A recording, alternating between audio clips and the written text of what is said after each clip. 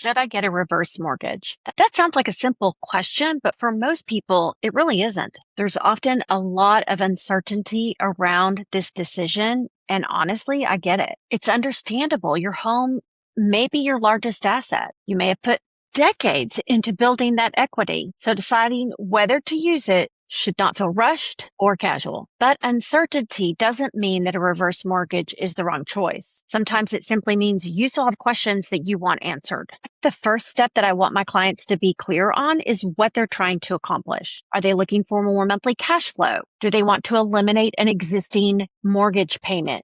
Are they trying to create a line of credit for future use? Maybe they're planning for long-term care or trying to avoid pulling from their investments when the market is down. Or some are just simply looking for more flexibility in retirement. A reverse mortgage is not the goal. It's just one of the tools. And before you decide whether or not that's a tool that makes sense for you, you should explore the alternatives. What would it look like to sell your home and downsize? Could you use other savings or investments? Would a traditional refinance help? What happens if you simply wait? Sometimes, once we've talked through all of those things, a client will decide a reverse mortgage is still the answer. Sometimes it's not, but you cannot properly compare all of your options if no one takes the time to walk you through them. You also need to understand how that loan will play out over time. How could the balance grow, both of the loan and the line of credit? What happens to that remaining equity? What happens if you want to sell the home later? What if you need to move into long-term care? Can you make payments if you want to? And then what happens to a spouse or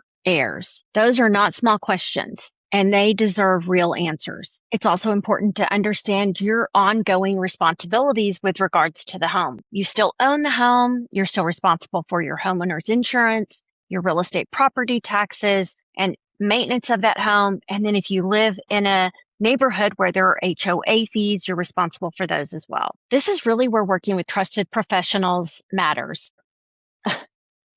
This may include a reverse mortgage specialist, a CPA, a financial planner, an insurance professional. Family members you trust may be involved in this decision. One professional is an expert in all of these matters, and no one should be pressuring you to move forward until you're ready. A good professional is going to be willing to explain the benefits to you and the downsides, the costs, the risks, and the situations where a reverse mortgage might not be the right fit. And please be careful about making this decision based on what you've heard online or from a friend, or remember from reverse mortgages long ago. That information may be outdated, incomplete, or based on somebody else's financial situation, not yours. Your decision should be based on your home, your income, your goals, and your future plans. It is also worth understanding the cost of waiting. Waiting may be the right decision, but changes in interest rate, home value, your existing mortgage balance, your income, your credit history, or even the condition of the property are all things that might impact your ability to get that mortgage in the future. So